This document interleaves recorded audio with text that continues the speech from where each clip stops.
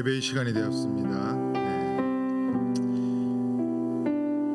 오랜만에 보는 얼굴들이 있네요. 우리 예배하도록 하겠는데요. 저는 마음이 좀 심란할 때 유튜브에 나오는 기도 배경 음악이나 피아노 CCM 그 음악을 종종 듣습니다. 특별한 이유는 없고요. 가사가 나오지 않는 음악을 듣는 이유는 가사조차도 어떤 때는 좀 심란함을 더 부추기더라고요. 그래서 그냥 편하게 듣기 위해서 그런 음악을 듣습니다. 어제 저녁에 밤에 마음이 편치 않아서 샤워를 하면서 가사가 없는 피아노 CCM을 듣는데 저도 모르게 이 가사를 따라하고 있는 거예요. 좀 오래되었지만 여전히 많이 불려지는 찬양입니다. 지금 우리의 귓가에 들리는 이 찬양 그대로입니다. 한번 가사를 한번 생각해 볼까요? 목마른 사슴 시냇물을 찾아 헤매듯이, 그리고 계속 나오잖아요. 이 가사가 정말 우리의 고백이 되고 있고 또 앞으로도 우리의 삶의 모습인가 한번 생각해 보시기 바랍니다. 목마른 사슴 시냇물을 찾아 헤매이듯이 내 영혼 주를 찾기에 갈급하나이다. 여러분, 한 주간의 삶을 살아가면서 주님을 얼마나 갈급하게 찾아보셨습니까? 저와 여러분은 주님만이 나의 힘이고 나의 방패이고 나의 참 소망이며 참 보배라고 하면서 그렇게 찬양을 하잖아요. 그렇게 인정을 하잖아요. 근데 정작 우리의 삶의 방향이 정말 그런가요? 주님만이 나의 만족이 되십니까? 나의 기쁨이 되고 참 보배되기 때문에 항상 그분을 예배할 준비가 되어 있는가 생각해 보시기 바랍니다. 저와 여러분의 문제는 정말 너무나 다양할 것 같아도 제가 지금 말씀드린 이 찬양의 가사가 우리 삶에 실제화된다면 의외로 좀 간단해질 수 있다고 생각을 합니다. 하나님 앞에 나오신 여러분, 현재 우리에게 있는 어려움이나 아픔, 어떤 문제가 무엇입니까?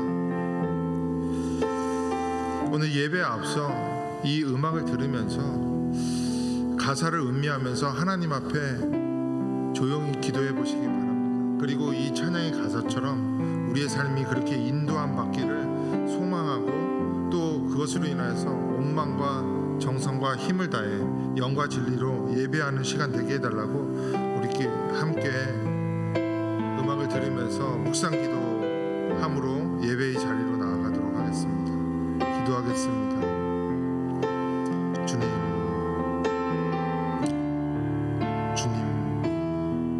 주님만이 나의 보배되며 기쁨되고 만족함 되기, 옥망과 정성을 다하여 주님을 예배하는 이 시간 되기를 원하옵나이다.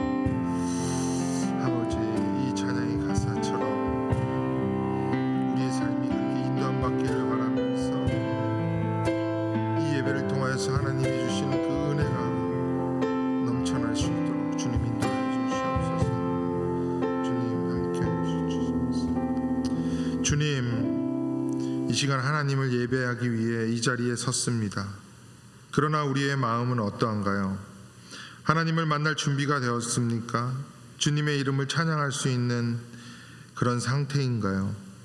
잠깐 살펴본 찬양과 같이 주님만이 나의 만족함 되고 기쁨 되며 참 보배되고 있는지 우리를 돌아보게 하여 주시옵소서.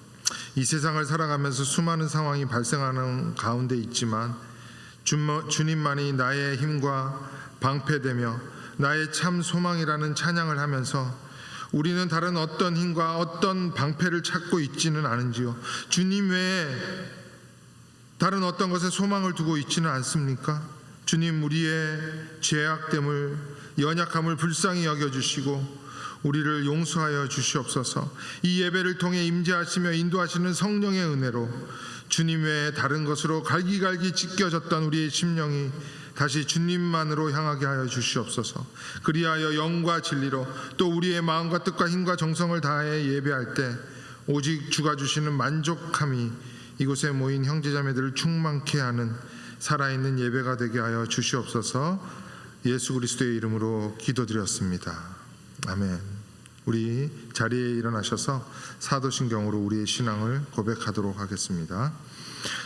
전능하사 천지를 만드신 하나님 아버지를 내가 믿사오며 그 외아들 우리 주 예수 그리스도를 믿사오니 이는 성령으로 잉태하사 동정녀 마리아에게 나시고 본디오 빌라도에게 고난을 받으사 십자가에 못 박혀 죽으시고 장사한 지 사흘 만에 죽은 자 가운데서 다시 살아나시며 하늘에 오르사 전능하신 하나님 우편에 앉아 계시다가 저리로서 산 자와 죽은 자를 심판하러 오시리라. 성령을 믿사오며 거룩한 공예와 성도가 서로 교통하는 것과 죄를 사하여 주시는 것과 몸이 다시 사는 것과 영원히 사는 것을 믿사옵나이다. 아멘.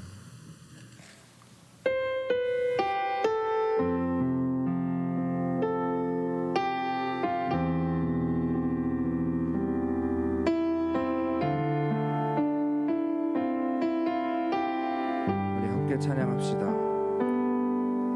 한 사람이면 충분했던 주님, 주 말씀에 순종하는 자, 한 걸음마다 하나님 말씀에 지하여 주님의 마음에 동참하는 자. 한 사람이면 충분했던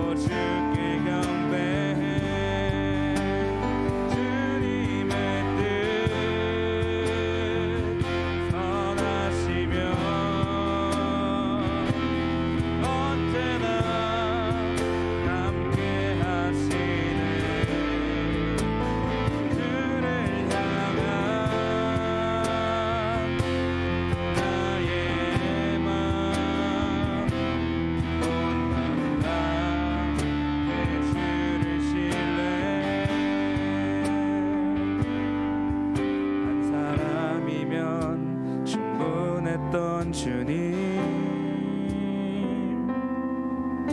주 말씀에 순종하는 자 한 걸음마다 하나님 말씀을 지하여 주님의 마음에 동참하는 자.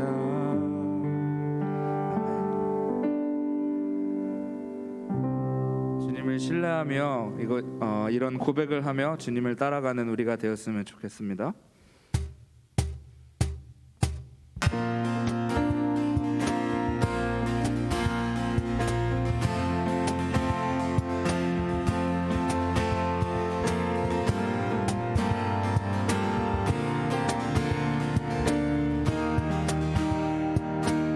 주님의 마음 있는 곳 주님의 마음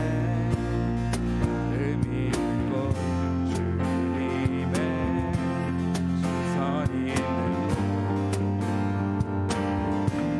내가 있길 원하는 광야에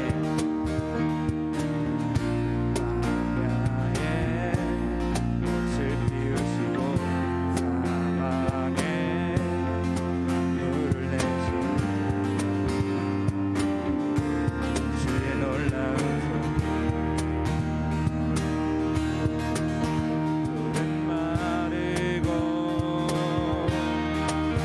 꽃은 지느나 주의 말씀은 영원한 나의 맘 주의 성전이 되어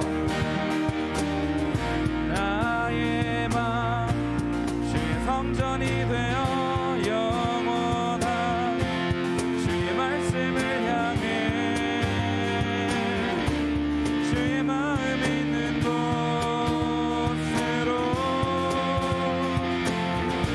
나의 삶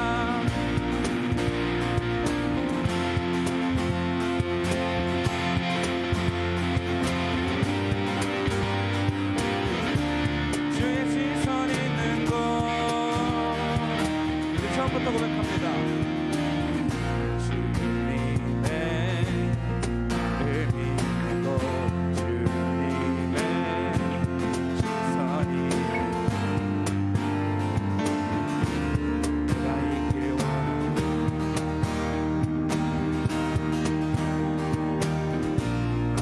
광야에 꽃을 피우시고 사막에 물을 내시고 주의 놀라운 손 푸른 마르고 꽃은 지느나 주의 말씀은 영원하네 영원한 전능하신 주 전능하신 주 거룩하신 왕 주님의 말씀 이루시네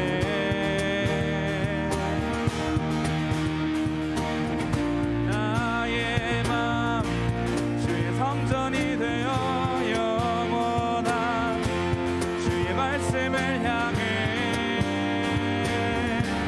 주의 마음 있는 곳으로 나의 삶 주의 말씀을 따라 이루실 주의 나라를 향해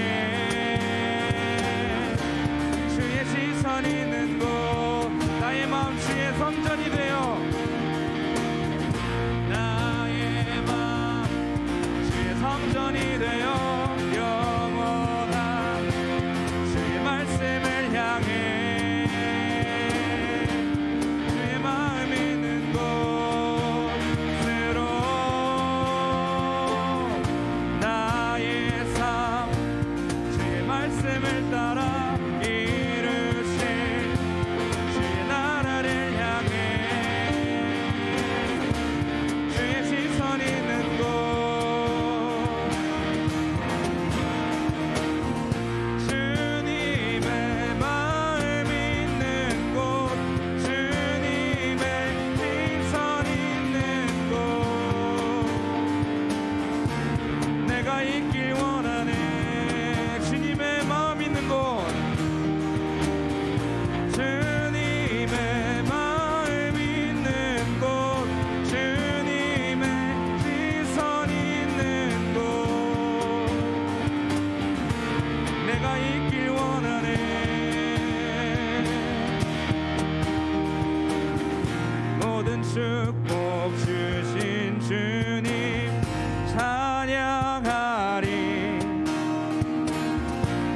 모든 날이 다가와도 난 외치리 모든 축복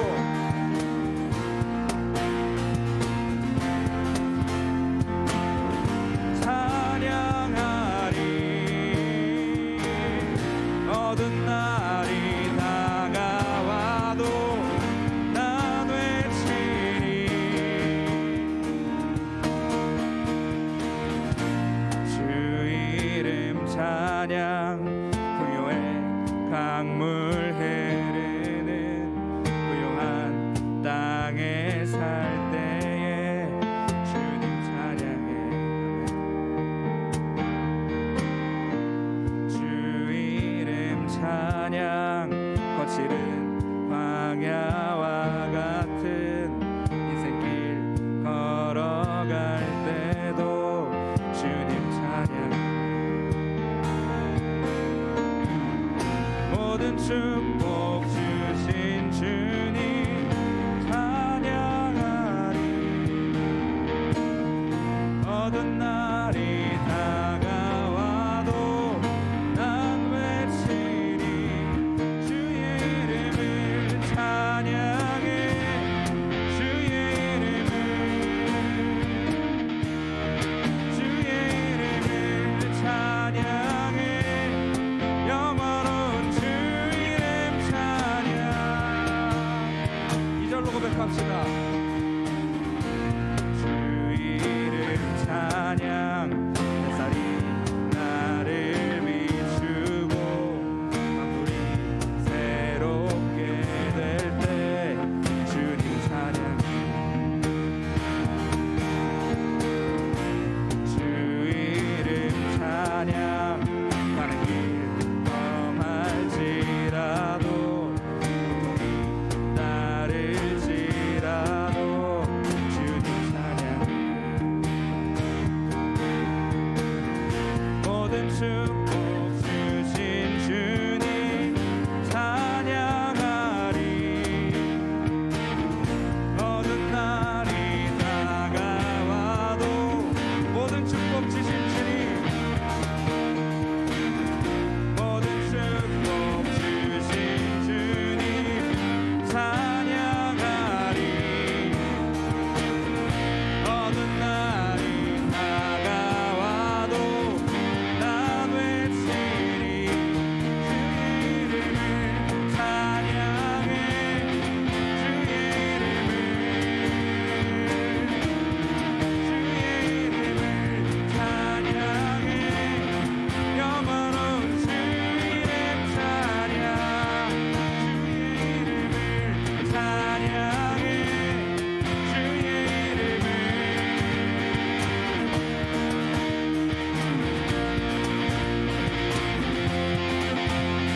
우리 마지막으로 고백합시다 주 이름을 찬양해 주의 이름을 찬양해 주의 이름을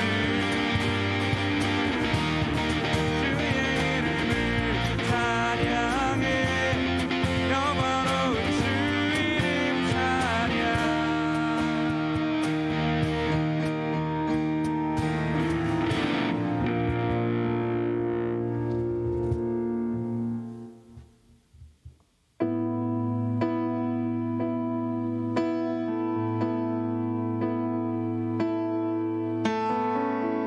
계속해서 주님의 이름을 높이며 찬양하기 원합니다.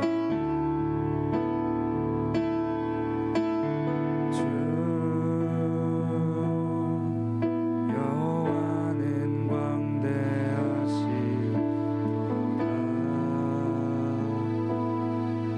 그 거룩한 하나님 성에서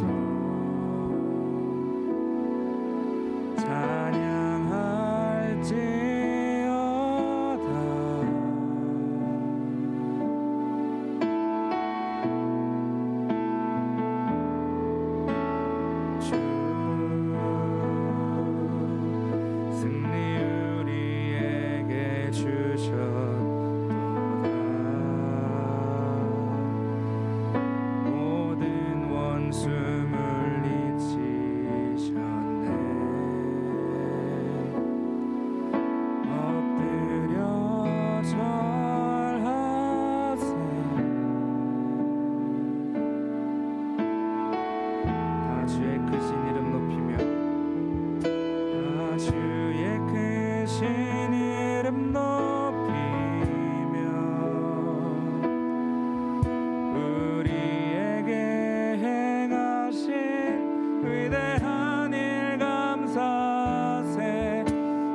주의 신실하신 그 사랑 온 땅과 하늘 위에 계셔 홀로 영원하신 이름 주 여호와는 광대하시도다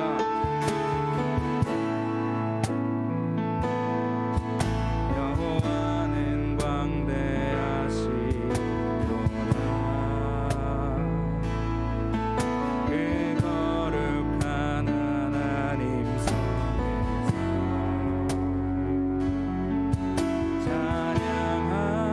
찬양할지어다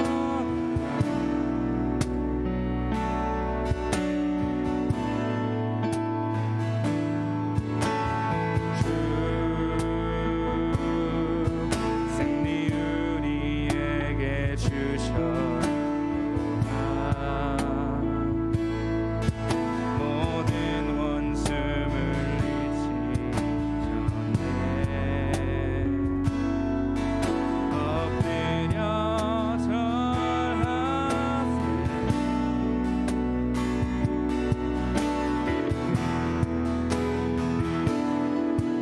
나 주의 크신 이름 높이며 우리에게 행하신 위대한 일 감사하세 오 주의 신실하신 그 사랑 온 땅과 하늘 위에 계셔 홀로 다 주의 크신 이름 높이며 주의 크신 이름 높이며 우리에게 행하신 위대한 일 감사하세 주의 신실하신 그 사랑 온 땅과 하늘 위에 계셔 마지막으로 고백합니다 주의 크신 이름 높이며 우리에게 행하신 위대한 일 감사하세 주의 신실하신 그 사랑 땅과 하늘 위에 계셔 홀로 영원하신 이름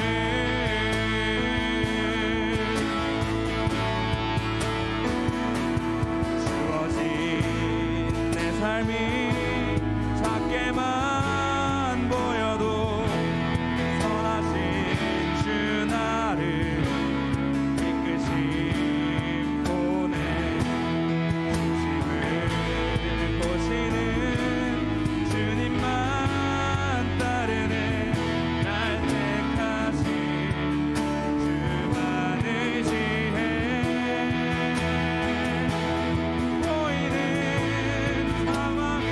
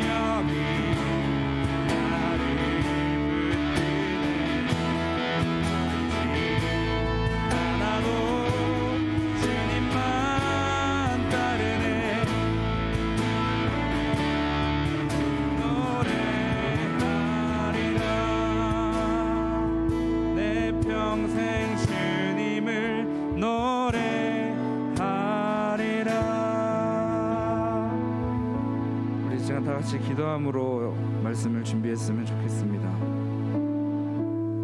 우리가 고백한 대로 이 시간이 온전히 하나님의 이름을 높여드리는 이 시간 되었으면 좋겠습니다. 우리 마음에 어떤 분주한 마음을 갖고 있는지 모르겠지만 그것조차 내어놓고 주님의 이름만을 높이는 정말 그 광대하신 그 주님의 그 신실하신 그 하나님의 크신 사랑을 우리가 이 시간 높여드리는 주님께 집중하는 그 시간 될 수 있도록 하나님 우리 마음과 이 예배를 놓고 우리 시간 다 같이 기도함으로 나아갔으면 좋겠습니다. 기도하며 나아갑니다. 하나님 아버지 감사합니다. 주님 이 시간에 주님의 이름을 높여드립니다. 하나님 우리 온 힘과 우리 마음을 다하여 주님의 이름을 높여드리기 원합니다. 하나님 우리 마음에 주님을 가리우는 것이 있다면 주님 그것 내어놓고 주님 앞에 나아갈 수 있는 시간 하나님 우리 마음을 허락하여 주시옵소서. 하나님 예배를 온전히 주님께서만 받아주시옵소서.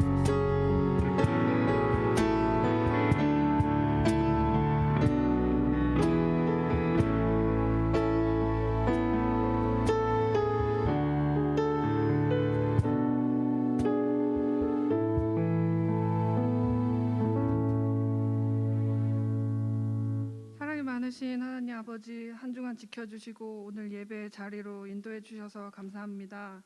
한 주간 어떤 모습으로 살아왔는지 허망한 것들만 쫓으며 정신없이 살아왔던 모습을 회개합니다. 주님의 말씀 더욱 붙잡고 중심을 잡아 살아가는 청년부 되게 해주세요.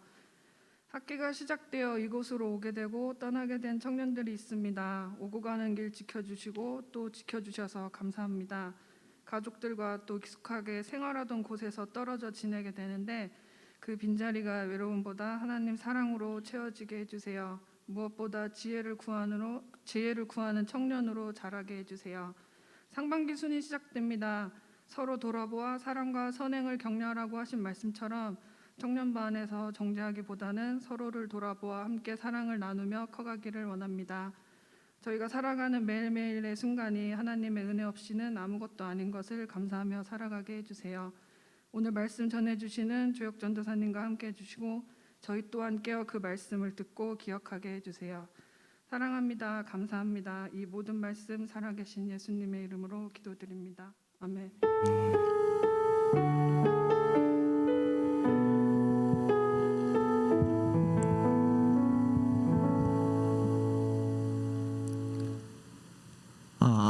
네, 마이크 테스트 잠깐만 하겠습니다. 네, 잘 들리시나요? 다행이군요. 샬롬. 오늘 주님의 전에 나오신 여러분들 환영합니다. 오늘 주님께서 주신 말씀 한번 찾아볼게요. 로마서 14장 1절에서 12절까지 볼 겁니다. 1절에서 12절. 이 구절로 오늘 사랑의 부재 물음표 퀘스천 마크 사랑의 부재 즉 사랑이 없는 것인가 라는 제목으로 말씀을 전하도록 하겠습니다. 다 찾으신 줄로 믿고 한번 읽어보도록 하겠습니다. 봉독하도록 하겠습니다. 믿음이 연약한 자를 너희가 받되 그의 의견을 비판하지 말라. 어떤 사람은 모든 것을 먹을 만한 믿음이 있고 믿음이 연약한 자는 채소만 먹느니라. 먹는 자는 먹지 않는 자를 업신여기지 말고 먹지 않는 자는 먹는 자를 비판하지 말라. 이는 하나님이 그를 받으셨음이라. 남의 하인을 비판하는 너는 누구냐? 그가 서 있는 것이나 넘어지는 것이 자기 주인에게 있음에 그가 세움을 받으리니 이는 그를 세우시는 권능이 주께 있음이라. 어떤 사람은 이 날을 저 날보다 낮게 여기고 어떤 사람은 모든 날을 같게 여기나니 각각 자기 마음으로 확정할지니라. 나를 중히 여기는 자도 주를 위하여 중히 여기고 먹는 자도 주를 위하여 먹느니 이는 하나님께 감사하며 먹지 않는 자도 주를 위하여 먹지 아니하며 하나님께 감사하느니라. 우리 중에 누구든지 자기를 위하여 사는 자가 없고 자기를 위하여 죽는 자도 없도다. 우리가 살아도 주를 위하여 살고 죽어도 주를 위하여 죽나니 그러므로 사나 죽으나 우리가 주의 것이로다. 이를 위하여 그리스도께서 죽었다가 다시 살아나셨으니 곧 죽은 자와 산 자의 주가 되려 하심이라. 내가 어찌하여 내 형제를 비판하느냐? 어찌하여 내 형제를 업신여기느냐? 우리가 다 하나님의 심판대 앞에 서리라. 기록되었으되 주께서 이르시되 내가 살았노니 모든 무릎이 내게 꿇릴 것이요 모든 혀가 하나님께 자백하리라 하였느니라. 이러므로 우리 각 사람이 자기 일을 하나님께 짓고 하리라. 아멘. 제가 저번 달에 쉬어가지고 강단에 참 오랜만에 쓰는 느낌이 정말 강합니다. 제가 올라와서 설교할 때마다 로마서를 했는데 오늘도 참 로마서 가지고 한번 얘기를 한번 나눠볼까 해요. 12장 기억하실지 모르겠어요. 12장부터 바울은 로마 교인들에게 권고를 하였다고 제가 말씀을 드렸었는데, 합리적인 영적 예배를 몸과 마음을 다하여 구분되는 그 삶을 살라. 그리스도인으로서의 패러다임의 변화, 그것을 일으켜라. 그리고 13장에 우리가 6월달에 봤던 내용이죠. 사랑의 빚에 관하여 말씀을 나누었습니다. 그리고 깨어나라 라고 다시금 조언을 합니다. 영적으로 깨어나서 나의 삶이 무장되어 그리스도를 입으라 라고 말씀하셨어요. 그럼 오늘 14장 본문 이 부분은 무엇을 얘기하고 있는 것일까요? 서로 사랑하라 하며 그 가운데 있어서는 안 될 정죄함, 비본질적인 요소들, 그것들에 눈 멀지 말라. 쉽게 말해서 그리스도 안에 형제 자매들을 내가 볼 때 어떻게 보아야 하냐라는 질문을 다시금 질문으로서 대답을 해주고 있는 것입니다. 제가 언젠가 한번 말씀드린 적이 있을 거예요. 우리에게는 다양성이 있습니다. 이러한 다양성은 다시금 말하면 다르다는 거예요. 다르다는 것을 나타내고, 그 다름이라는 요소는 우리에게 사소한 것, 사소한 불화, 다툼, 갈등을 만들어낼 때가 있어요. 교회도 보면은 진리의 문제를 떠나서 비본질적인 문제로 갈등이 생겨요. 이러한 갈등이 로마 교회에서도 똑같이 보였다는 것입니다. 그래서 1절에 이렇게 되어 있습니다. 믿음이 연약한 자를 너희가 받되 그의 의견을 비판하지 말라. 이 말을 다르게 하면은 교회 가운데 사람의 의견 때문에 갈등이 생기고 비판하게 된다는 말이기도 합니다.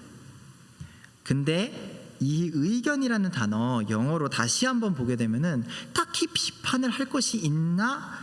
라는 생각이 좀 드실 거예요. NIV 버전에서 보면은 그 의견이라는 단어를 disputable matters 이라고 되어 있고, ESV 버전에서 보면은 opinion이라고 저술되어 있는데, 그냥 단어적인 것만 봤을 때 이 의견이라는 단어 충분히 대화를 나누고 풀어낼 수 있다, 디스커션의 여지가 있다라는 그런 뜻으로 받아들일 수 있습니다.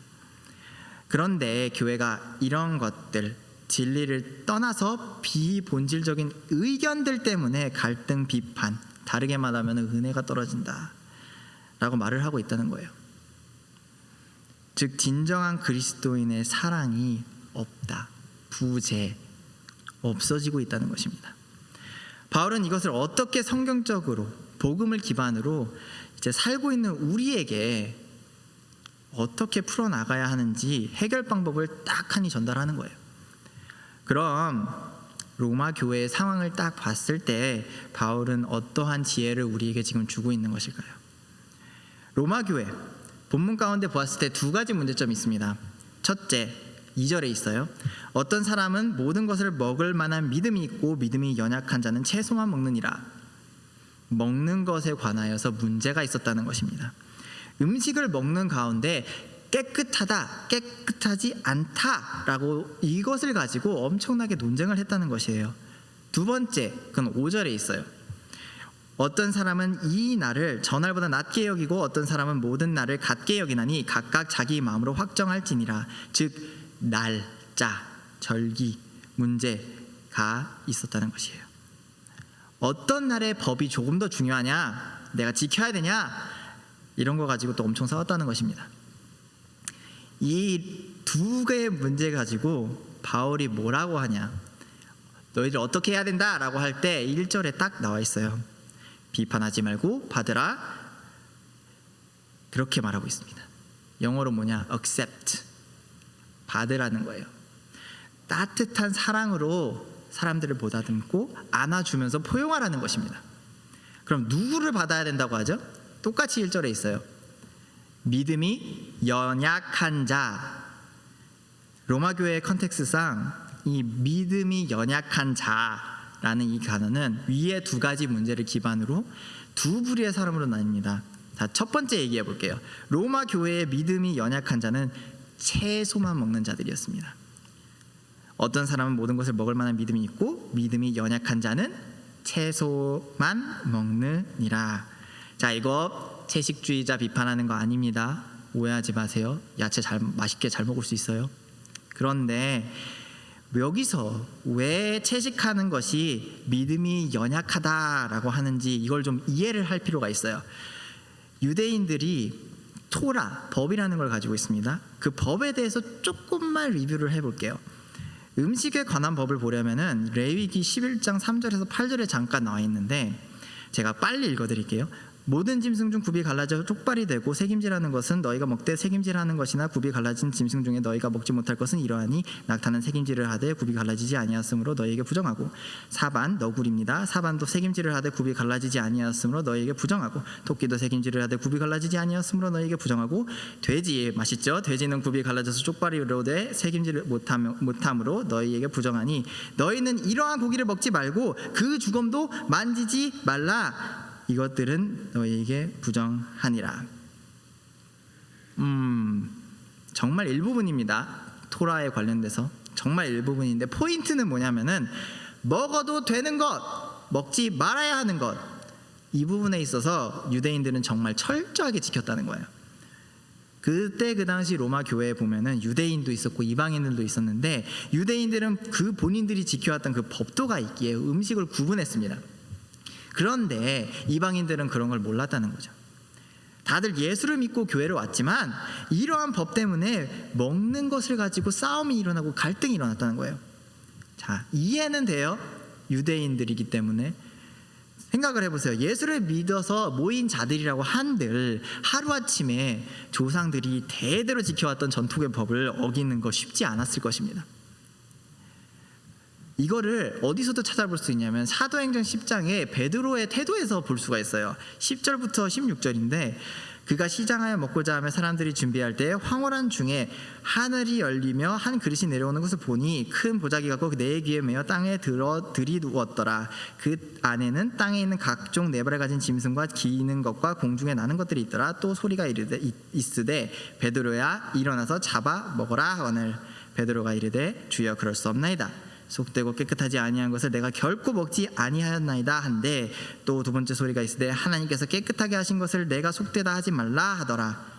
이런 일이 3번 있은 후 그 그릇이 곧 하늘로 올려져 가니라. 자, 베드로는 봤습니다. 눈으로 봤어요. 시청각 교제 이걸 받고 깨달음을 얻었을 때 그제서야 이게 무슨 뜻이다 하고 깨달았어요. 그러지 깨닫지 않았다면 베드로는 또한 먹지 않는 쪽을 택했을 거예요. 근데 성경 가운데 보면은 이 먹는 것에 대한 문제가 생각보다 초대교회 때 심각했습니다.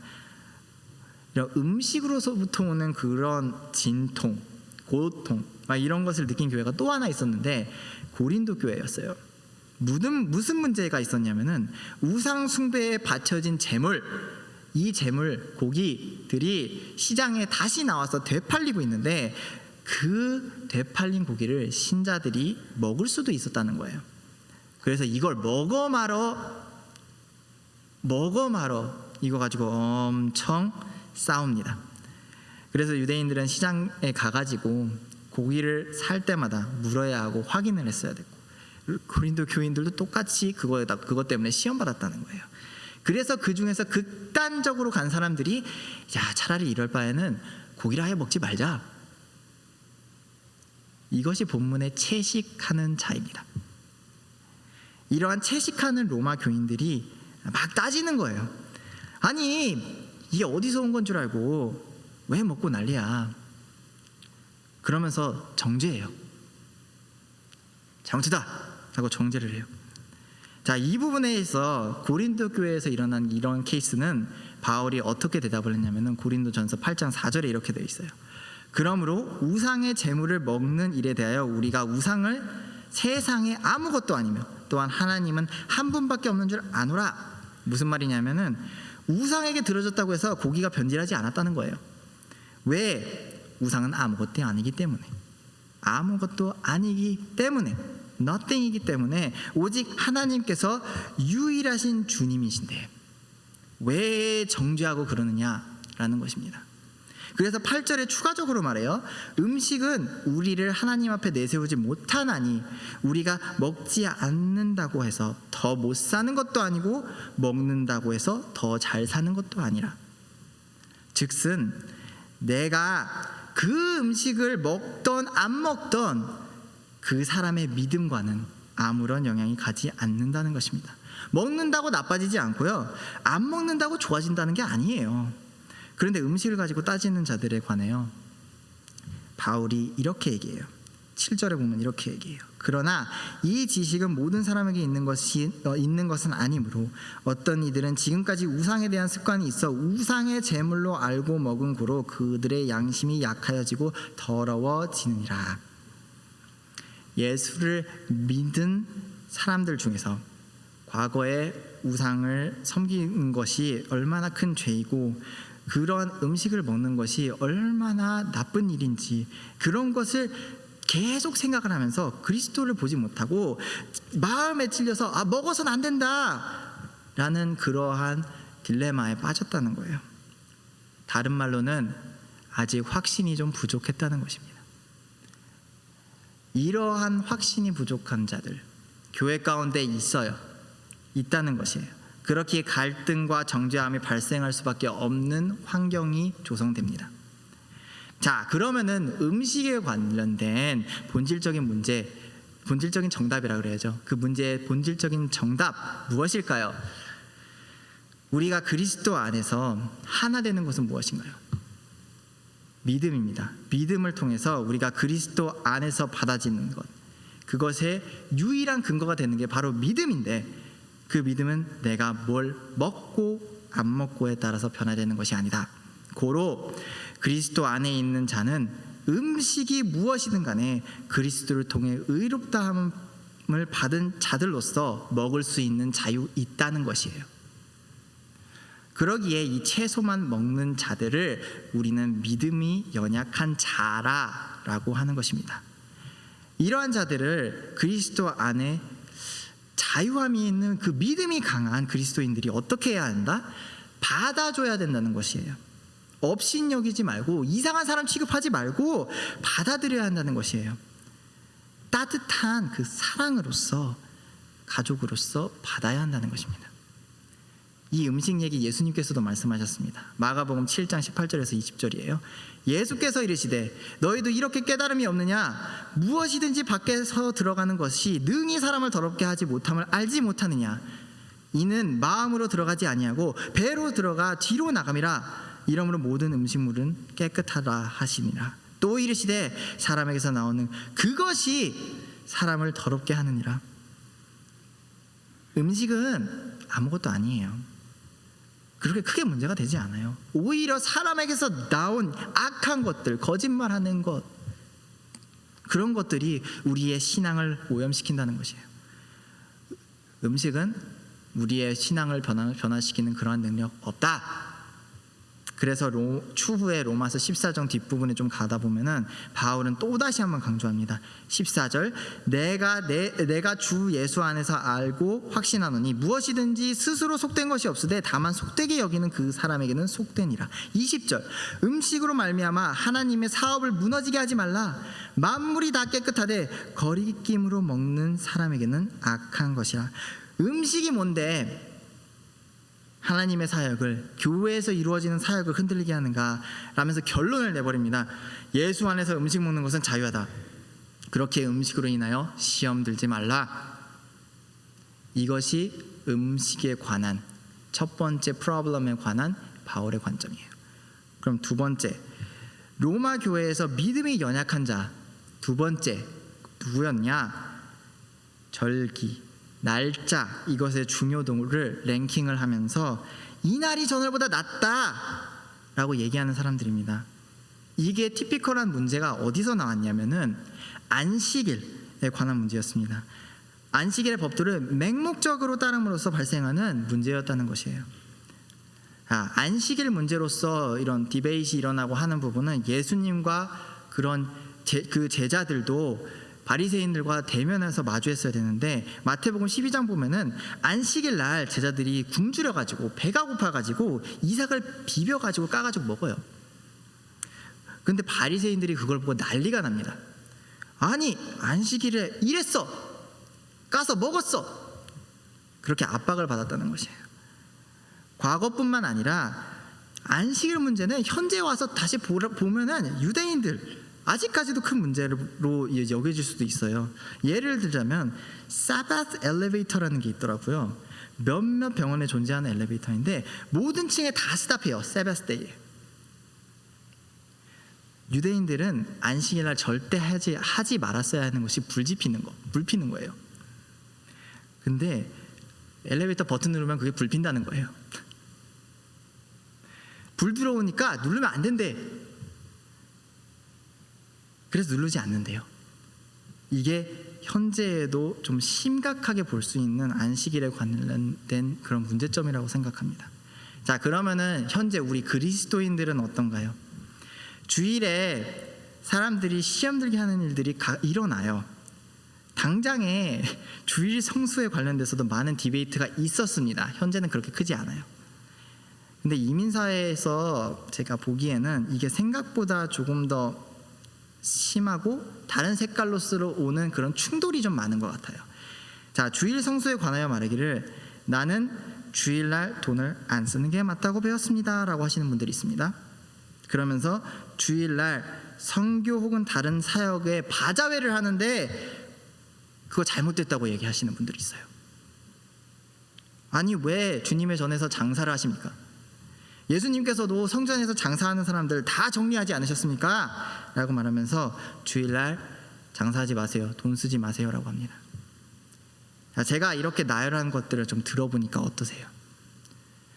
생각보다 과거, 현재 이 안식일, 주일에 관하여 그런 생긴 이슈들 생각보다 좀 민감해요. 그걸 조금 느끼시고 있을 거예요. 이 문제가 갈등으로 이어져 나간다는 것이죠.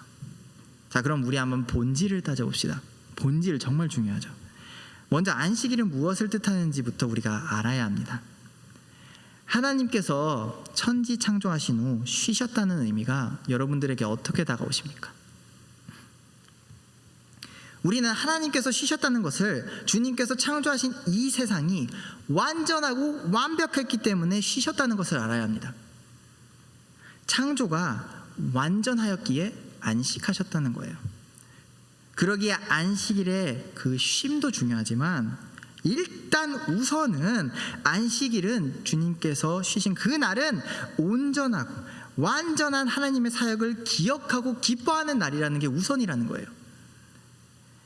안식일을 어긴다 이퀄 하나님의 온전하심을 부정하는 것. 그러기 때문에 안식일을 지켰어야 됐다는 겁니다. 그럼 우리는 현재 주일을 지키죠. 그럼 그 이 주일은 무엇을 중심으로 두고 있나요? 똑같습니다. 잘 들어보세요. 우리는 믿음으로 말미암아 구원을 받아 재창조되었습니다.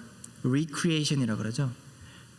그래서 예수님의 구원 사역이 완식되어 안식한 그 첫째 날, 즉 주일날 우리 예수님의 구원은 완전하시고 온전하신 것이다 라고 그것을 기억을 하면서 예배하기 위해서 기쁜 마음으로 우리는 주일을 지키는 것입니다. 그러기에 우리는 일요일을 주일이라고 부릅니다. The Lord's Day. 완전하신 구원 사역이기에 우리는 다시 오실 주님을 기억하면서 마라나타라고 외치는 거예요. 주님 어서 오세요. 이게 우리가 주일을 예배의 날로서 지키고 있는 이유이지 않습니까? 이것을 근본에 두고 있으면은 마이너한 의견들, 아까 얘기했던 disputable matters, opinion, 이걸 들었을 때 우리는 도대체 어떻게 해야 하는 것인가? 이것에 대해서 바리새인들이 안식일을 가지고 딴지를 걸었을 때 예수님께서 어떻게 대답을 하셨는지 그걸 한 번만 다시 보면은 조금 정리가 될 거예요. 자, 첫째로 예수님은 먼저 다윗과 그 부하들이 진설병을 먹은 말씀을 해주십니다. 제사장만 먹을 수 있는 것이 진설병이었어요. 근데 다윗은 그걸 먹었대요. 그걸 말씀하시면서 허기에 지쳐가는 사람을 위해서 그 진설병을 내준 것이 문제니? 그렇게 바리새인들에게 되묻고 계세요. 그리고 예수님께서 말씀하십니다. 이거 먹어도 된다. 네, 먹어도 됩니다. 왜 된다는 것입니까? 두 번째로 예수님은 마태복음 12장 5절에 이어서 말씀하시기를 또 안식일의 제사장들이 성전 안에서 안식을 범하여도 죄가 없음을 너희가 율법에서 읽지 못하였느냐 라고 하십니다. 이게 무슨 말이냐면은 성전 안에서의 법은 안식일의 그 법보다 상위고 성전 안에서 있는 그 규례가 안식일의 규례보다 우선시 되고 있다. 너희들 이거 알지 않느냐? 라고 말씀하시고 계십니다. 그걸 더 나아가서 설명하자면 진설병을 굽기 위해 가지고 불을 지피는 것, 불 지피면 안 된다 그랬죠. 근데 그거를 위해서 불 지피는 것 노프라블럼이라는 거예요. 그럼 바리새인들은 분명히 의문이 들었을 거예요. 자, 법을 너무 잘 알거든요. 근데 진설병 먹은 거 다윗 왕이니까 제사장이 하는 일이니까 성전 일은 그러니까 된다라고 변호를 했을 거예요. 그리고 질문을 딱 던졌을 거예요. 아니 그래서 당신이 누구에게 이런 말 할 자격이 있으십니까? 머릿속에서 분명히 그 생각했을 겁니다. 이 논리를 봤을 때 바리새인들은 안식일의 법, 이 법을 합당화하기에 있어서 누가 이것을 했느냐라는 것에 집중을 했다는 거예요. 먹고 안 먹고를 따지는 거는 일단은 두 번째고 누가 안식일에 그 일을 행했는지 좀 따지고 있다는 것이죠. 그래서 예수님은 세 번째로 왜 위에서 내게 얘기한 그 두 이유가 합리적인 변호가 되는지라고 얘기를 하는 게 그게 12장 6절입니다. 마태복음 12장 6절 내가 너희에게 이르노니 성전보다 더 큰 이가 여기 있느니라.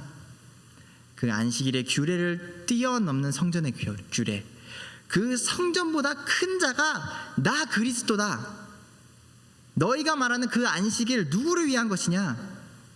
바로 나를 위한 것이다. It's all about me.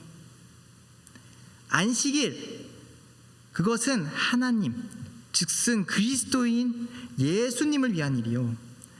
예수님이 안식일의 주인이시고 예수님이 안식이다 라는 것을 강력하게 선포하고 계신 것입니다. 자, 우리를 보면은 갈등을 대할 때 생각보다 나와 다른 것을 배척을 해요. 그러다 보니까 좀 비본질적인 것에 집중을 할 때가 생겨요. 그리고 본질적인 것을 못 볼 때가 더 많습니다. 그러기에 외적인 것에 많이 목숨을 겁니다.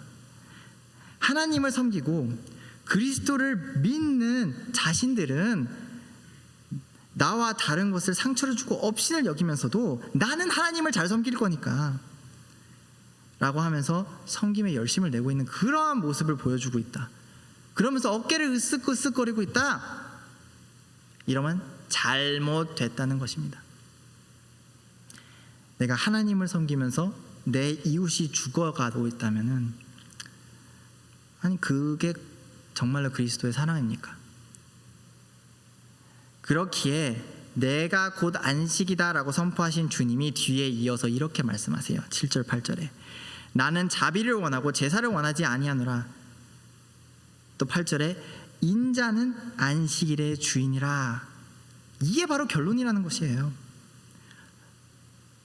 이런 결론을 가지고 자, 예시를 들어볼게요. 현재의 배경을 가상으로 예시를 한번 들어봅시다. 자, 부부가 주일 성수를 하기 위해서 교회를 가는 도중에 늦게 생겼어요. 늦게 생겼는데 남편 왈 말하기를 돌비를 내는 것이 주일 성수에 어긋난다. 우리는 로컬로 달려야 된다. 근데 부인은 아니래. 아니야, 우리 예배 드려서 늦잖아.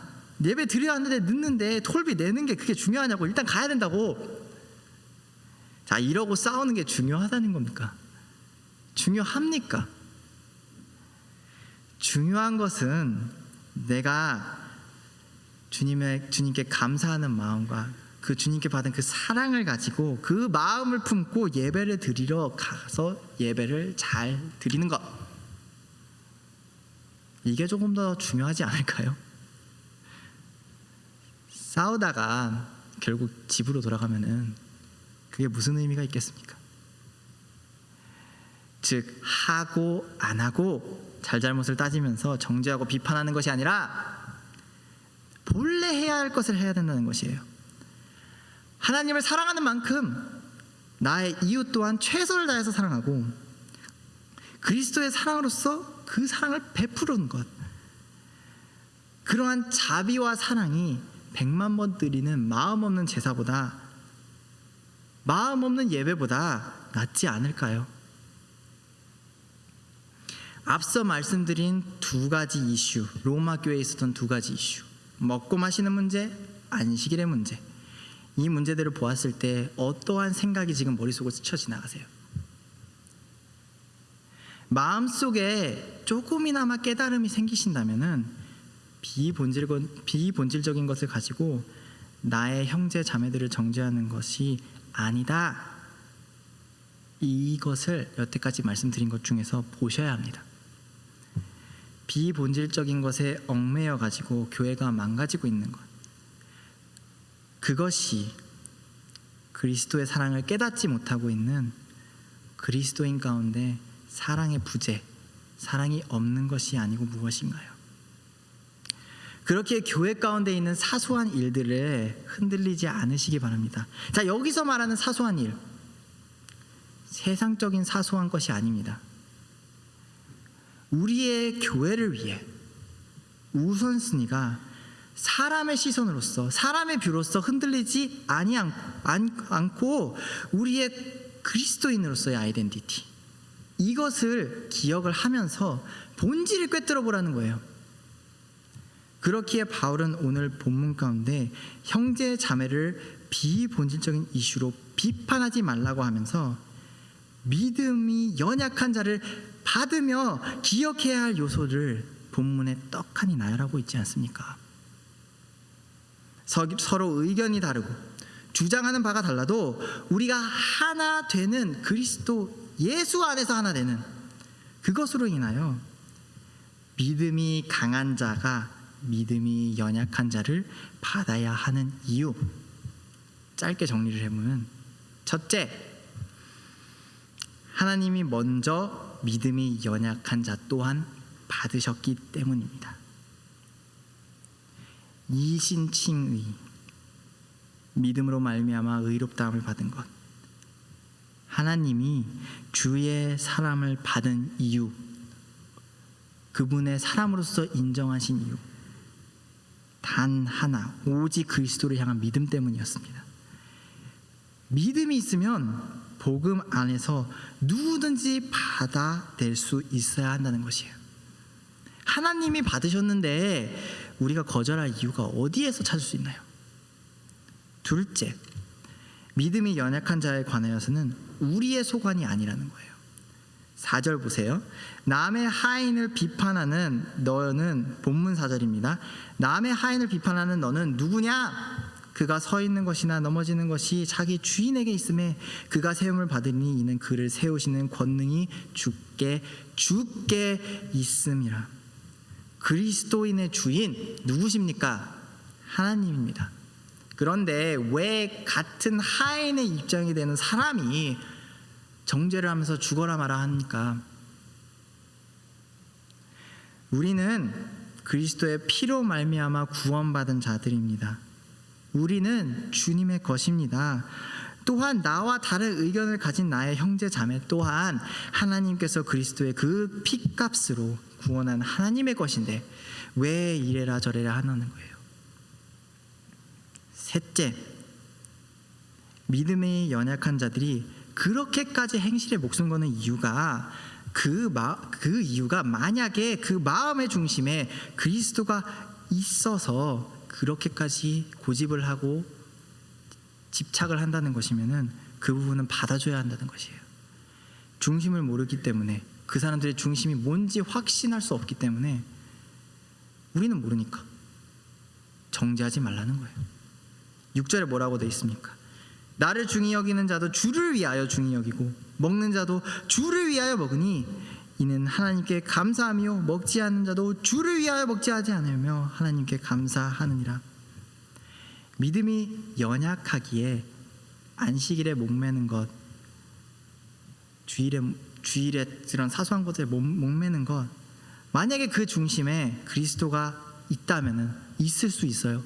있다면은 그렇게까지 강박관념을 가지면서까지 내가 받은 은혜를 주님께 돌리고 싶다는 마음이 그런 극단적인 표현으로 나타나고 하나님을 사랑하고 있다면은 그것은 믿음의 선배로서 받아야 된다는 거예요.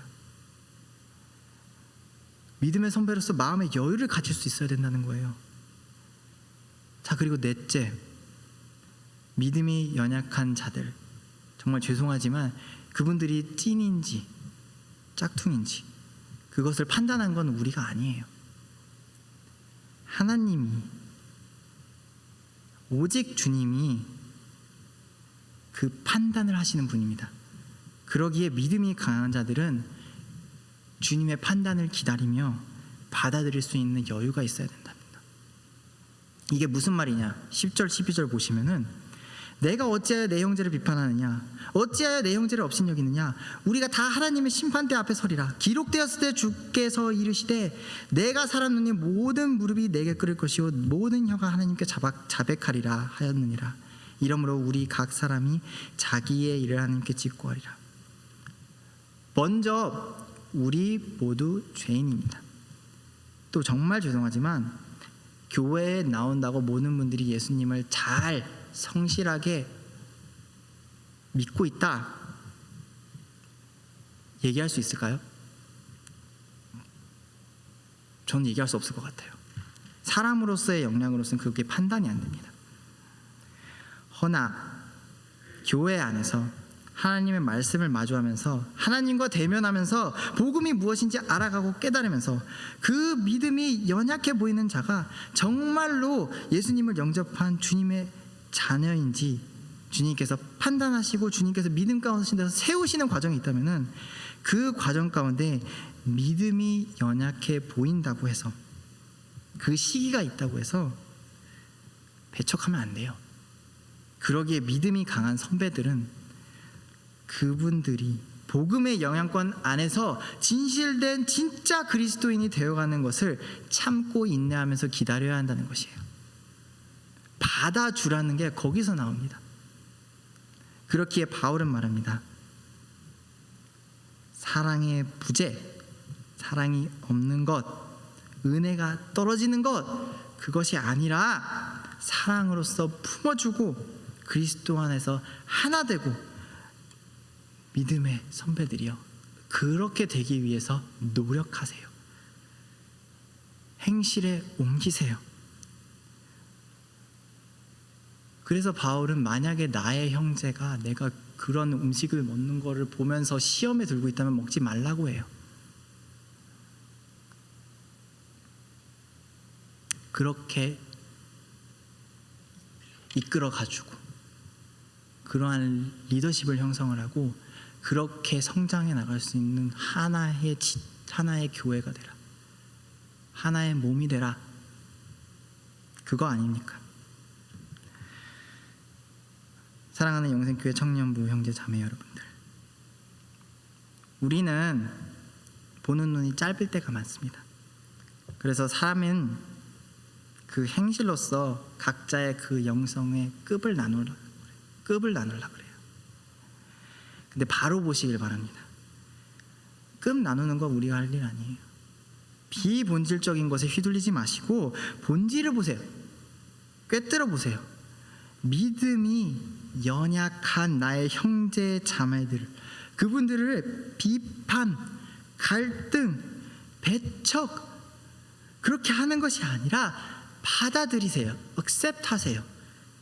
나와의 다름으로 인해서 그런 비본질적인 요소로 정죄하는 것이 아니라 그들을 주님께서 변화시키실 것, 그들의 삶 가운데서 역사하실 하나님을 기대하시면서 본질적인 복음과 믿음의 중점을 두시고 서로를 보듬어 주시기 바랍니다. 그렇게 사랑의 부재에서 벗어나서 그리스도의 사랑이 풍성하고 넘쳐 흐르는 우리 청년부가 되기를 우리 주 예수 그리스도의 이름으로 간절히 기원합니다. 기도하도록 하겠습니다. 사랑이 많으신 주 하나님 아버지 감사합니다. 그렇습니다. 우리가 주님께서 주신 은혜, 주님께 받은 그 은혜가 얼마나 큰지요. 주님께 받은 그 사랑이 얼마나 큰지요. 그 받은 사랑 잊지 않기 원합니다. 그 사랑을 가지고, 그리스도의 사랑을 가지고 형제 자매들과 함께 그 사랑으로서 그런 다름, 그런 다툼, 그것들을 다 이겨내고 서로 하나 되어 하나된 몸으로서 주님을 영접하고 주님께 예배를 드리며 주님의 이름을 높이 드릴 수 있는 그런 본질적인 복음의 중점을 두고 믿음을 가지고 그렇게 이 세상 가운데서 나아갈 수 있는 사랑이 넘치는 우리 청년부가 될 수 있도록 주님 함께하여 주시옵소서. 주님 함께해 주시옵소서. 그 사랑을 깨닫고 이어나갈 수 있는 그런 우리들이 될 수 있도록 주님 함께하여 주시옵소서. 이 모든 말씀 우리 주 예수 그리스도의 이름으로 기도드리옵나이다. 아멘.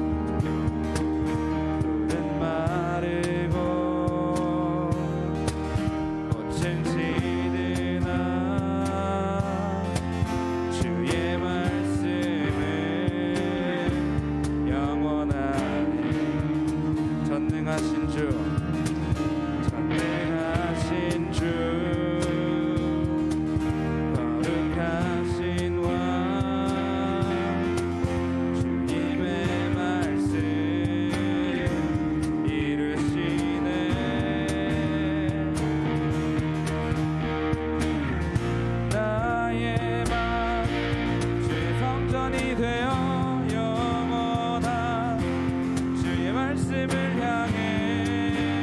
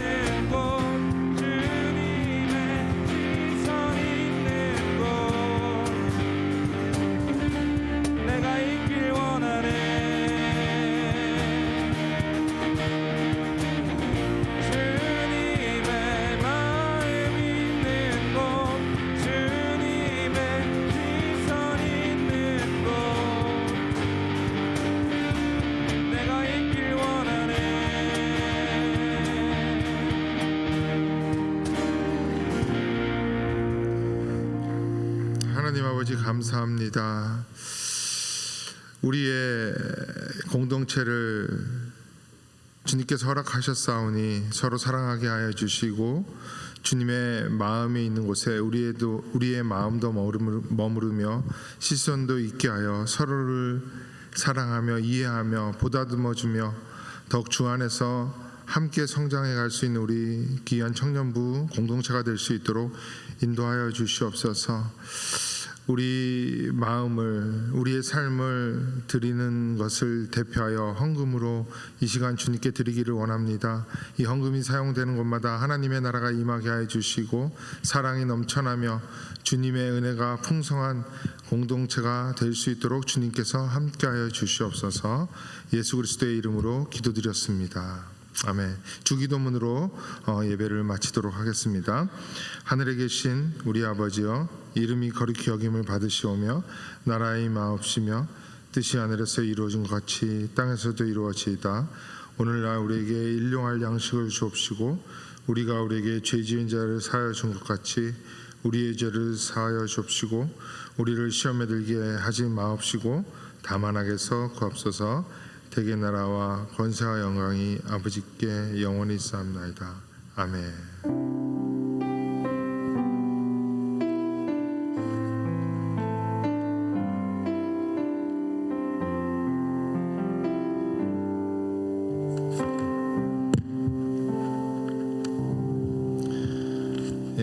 오랜만에 얼굴을 뵙는 형제자매들이 있습니다. 너무 반갑고요. 방학 한 2개월 반 정도 있다가 다시 왔는데 우리 하반기에도 열심히 함께 달려가 봅시다. 또 특별히 반가운 얼굴이 있는데요. 우리 8월 6일에 결혼한 박상진 형제와 유경아 자매 참석했습니다. 축하해 주시기 바랍니다. 축하합니다. 감사합니다. 신혼여행도 잘 다녀왔을 것이라고 생각하고 두 분의 앞길에 주님의 인도하심이 있기를 바랍니다. 하반기 순발표는 맨 마지막에 할게요. 여러분들 주보에 나와 있는데 하반기 순발표 맨 마지막에 하겠습니다. 잘 들어주세요. 이제 광고 마치고 예배가 최종적으로 마쳐지면은 우리 찬양팀은 이 악기와 이 스태프를 정리하는 동안 나머지 분들은 그냥 가지 마세요. 가시면 안 됩니다. 오늘 순모임이 있어요. 순발표하고 그 전에 이 정리하는 동안 저와 함께 청년부실로 갈 겁니다. 지금 구청년부실이 되었는데 우리가 예전에 사용하던 청년부실에 청년부 캐비넷이 3개가 있어요.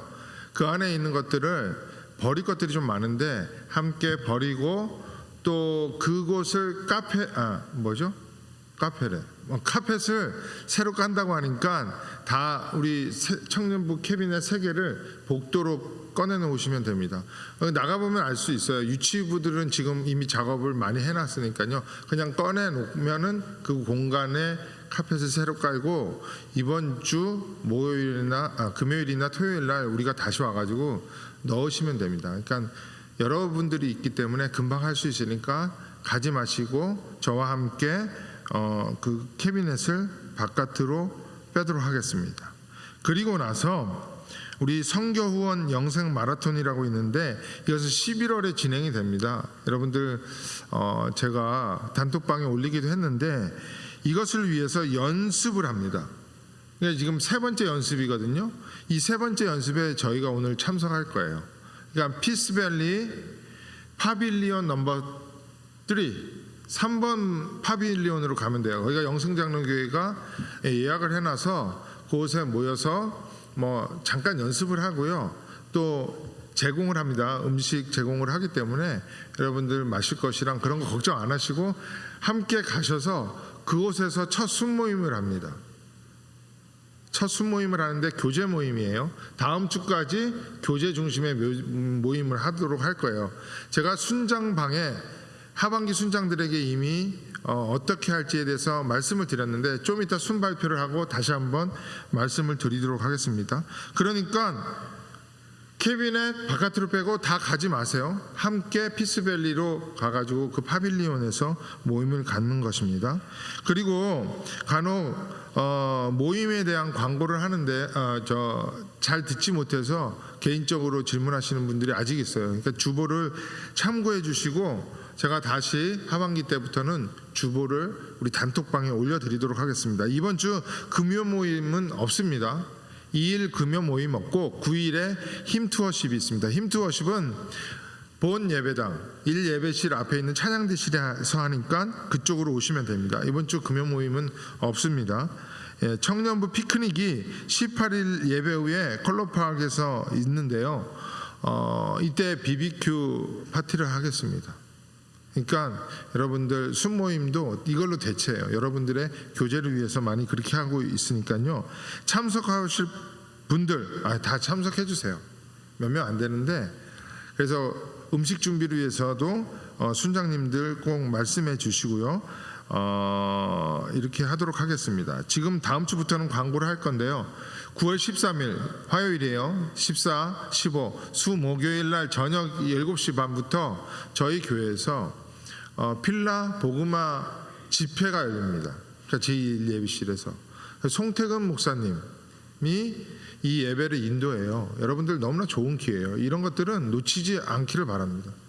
정말 한국의 대표적인 개혁주의 목사님이고 젊은이들에게 많은 영향을 미치는데 정말 본질적인 설교를 참 잘하시는 분이에요. 제가 참 좋아하는 목사님 중에 한 분인데 꼭 오셔서 이 은혜를 사모하시기 바랍니다. 이것으로 인해서 또 청년부가 다시 좀 활발한 은혜의 도가니로 좀 들어가기를 원하는데요. 13, 14, 15일입니다. 예배 저녁 회사 끝나고 공부 마치고 꼭 오셔서 함께 하셨으면 합니다. 이제 순발표를 할게요. 순발표 좀 띄워주시기 바랍니다. 윤미순, 제가 드린 거랑 똑같은지 모르겠는데요. 맞는 것 같네요. 제가 말씀을 드릴게요. 강태웅, 김주래, 박두현, 옥승훈, 이영애, 정다혜, 이정재, 오빈나운. 형제자매가 윤미순입니다. 윤미순이고요. 그 다음 순 성원순입니다. 김은, 배성국, 오은비, 이예광, 전예슬, 정중구, 김재욱 이렇게 됩니다. 여러분들 기억해 주시고요. 끝나고 성원순 누군지 다 알기 때문에 옛날에 12명의 순장이 있어가지고 쭉 불렀는데 이 순장 앞으로 안 세웁니다.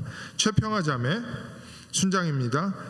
순원들은 김여경, 조혜윤, 왕준영, 이민호, 인수연, 조성은, 한창인 이렇게 됩니다.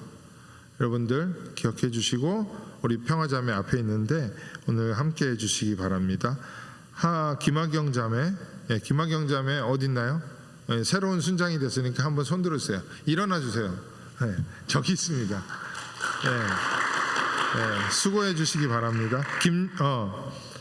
박상우 형제, 서수빈, 윤예린, 인수정, 조성윤, 한지형 이렇게 됩니다.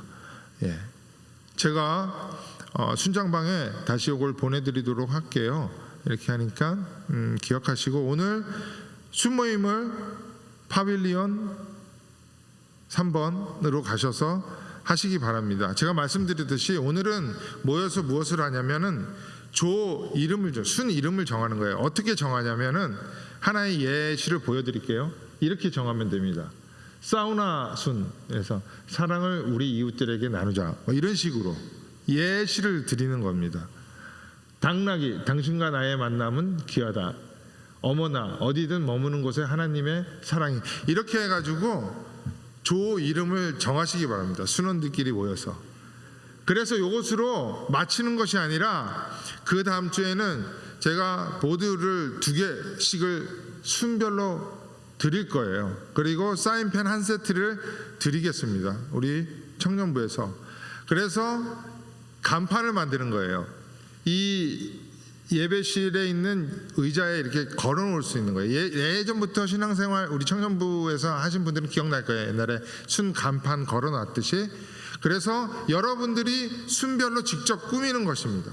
그래서 순 이름도 다음 주에 발표를 하면서 꾸민 것을 들려드리고 이것을 이대현 목사님이나 저 그리고 하은 사모님이 등수를 정할 거예요. 그래서 애프터비 지원하도록 하겠습니다. 그래서 1, 2, 3등 꼴등이 안 되기 위해서 네 조니까 한 조 제외되는데 이거는 정하지는 않았는데 이건 다시 제가 얘기를 해보고 회의를 해서 정하겠습니다. 그래서 1등, 3등, 1, 2, 3, 4등 이렇게 정해서 드리도록 하겠는데요. 꾸미는 겁니다. 그러니까 사인펜만 제공한다고 해서 그것만으로 하는 것이 아니라 여러분들끼리 이름 정하고 그 의미가 무엇인지 그리고 발표해 주신 다음에 보여주시는데 여러분들이 주중에 회의를 해가지고 가져와셔서 어떤 것으로 해도 돼요. 그러니까 2개씩 드릴게요. 그래서 2개를 하나 잘못해서 버릴 수도 있고 아니면 2개를 다 이용해서 할 수 있고 보드를 2개씩 드리도록 하겠습니다. 여러분들이 자유롭게 만드시면 되겠습니다. 됐죠? 이해하겠죠? 어떤 이제 순장방에 올려드리도록 할 테니까 그렇게 해주시면 되겠습니다. 예배 마치겠고요. 찬양팀은 뭐 광고할 거 있나요? 정리하는 동안 가시지 마시고 저와 함께